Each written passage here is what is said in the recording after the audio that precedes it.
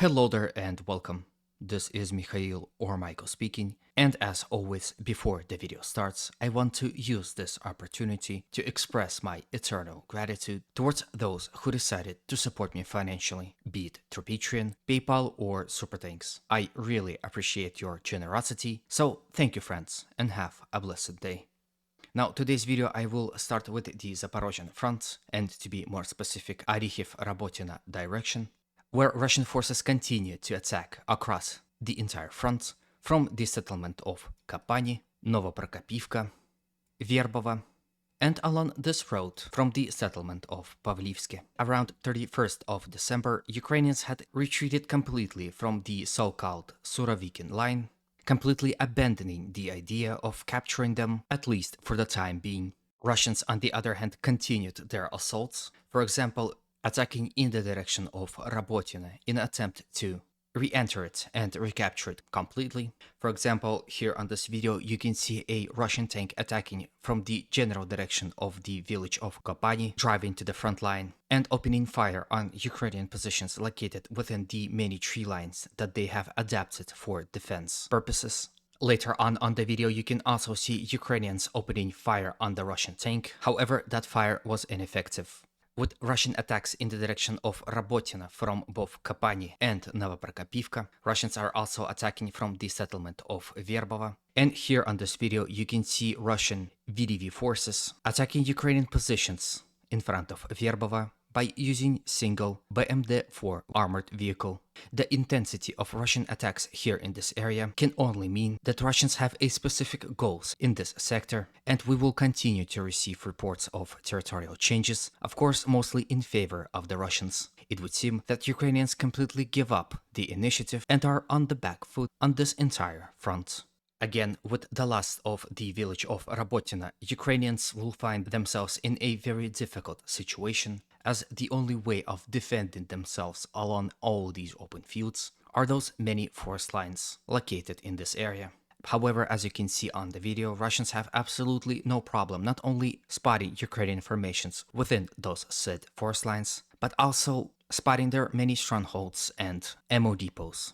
Like here on this video, you can see Russians destroying such ammo depot. Generally speaking, the entire front line for the Ukrainian forces here is crumbling, and it is only a question of time when Ukrainians will decide to retreat to a much better and suitable defensive positions. Now, before we move to the other portions of the front, I would like to kindly ask you to consider supporting this video with a like, comment, and of course a subscription. Words cannot describe how important these actions are for the growth of this channel, so I will be very thankful if you can do that for me. Then from here let's move all the way to the Marinka-Novomikhailivka sector.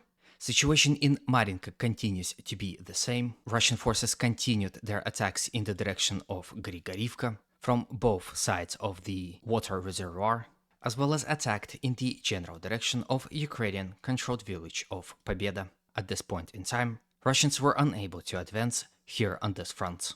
When it comes to the settlement of Novomikhailivka, it would seem that the deteriorating weather had played a major role in its defense. As the weather slowly got worse and worse, Russian activities and intensity of the attacks had slowly died down. However, Russian bombardments of the town of Novomikhailivka increased significantly. For example, here on this video, you can see Russian aviation dropping FAB-500 bombs on Ukrainian formations within the town. Of course, Russians continue to attack here in this area as they fight in the very outskirts of Novomikhailivka from these two sides, as well as attack along this road right here in attempt to reach Novomikhailivka from the north. Here on this video you can see unfortunate result of those attacks, as Russian forces have nothing to do but to advance along the open fields, which makes them too vulnerable for Ukrainian artillery. Thus, currently Russians are sustaining losses here without any obvious results. From here let's move all the way to the settlement of Pervomaiske, where Russian forces continued attacking in the direction of this settlement from Vadiane here to its very flank, as well as from the settlement of Peski along the E50 highway. And although I have no certain territorial changes for you, there are some reports that Russians are somewhat successful advancing here in this area, capturing about this much territories, and endangering the entire Ukrainian formation located in this general area. This territorial change is reflected on this pro-Ukrainian map. Here you can see the situation of yesterday, and now you can see the situation of today. As you can see, not only Russians were able to advance near the water reservoir, but also here in the open fields. Here, let me show you that again. All this worked together in support of an idea that Pervomaiske is a next logical target for the Russians here in this sector, and that intensity of fighting here in this area slowly grows as Russians acquire more and more territories within the town and in its outskirts also. In fact, while I was recording this video, breaking news just came in, and those news suggest that this recent Russian advance really did threaten Ukrainian forces here in this area, and as a result of that, they have completely retreated from this portion of the town. However, the situation there is very fluid, and it is still hard to say how far Russians were able to advance here. But if we are to believe the source that reported it, here on this picture you can see exactly how much territories Russians captured just recently. From here, let's move all the way to the city of Bakhmut and discuss the situation here. First, let's touch the southern flank. Here, Russians continued fighting within Klishevka village, as well as on the tactical heights to the north of it, and were recently reported counter-attacking near Andriivka, across the rail lines, and near the settlements of Zelenopilye and Kurdyumivka. As a result of those successful offensive operations, Russians first were able to establish control over this stretch of rail lines and force lines within them, and then attack from the settlement of Kurdyumivka, capturing this portion of the front. From southern flank, let's go to the northern one and discuss the situation within Bogdanivka village, where Russians continued their attacks and at some point were able to reach the very center of the village. However, fierce Ukrainian counterattacks stopped Russians from entrenching themselves within it, and as I speak, fighting here continues, with an unknown result.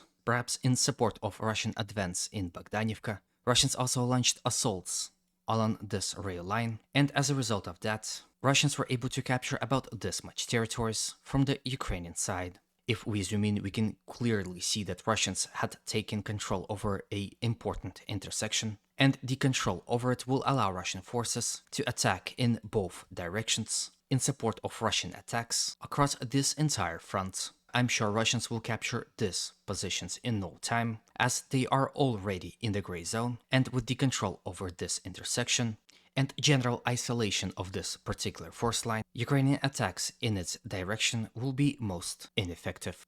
Somewhat the same can be said about this particular portion of the front also, as soon we can expect this portion of the front also fall to the Russians, as Ukrainian positions in this force line are now compromised by this recent Russian territorial advance. With this, I end today's video. Hopefully it was to your liking and was informative enough. If you agree or disagree or want to add something of your own, please consider doing so in the comment section below. It is there for a reason. Also, please consider supporting this video by any means you consider necessary. Thank you in advance. As always, humanity calls me to condemn all violence against human beings. Have a good day, and always remember, Russia will be free and great.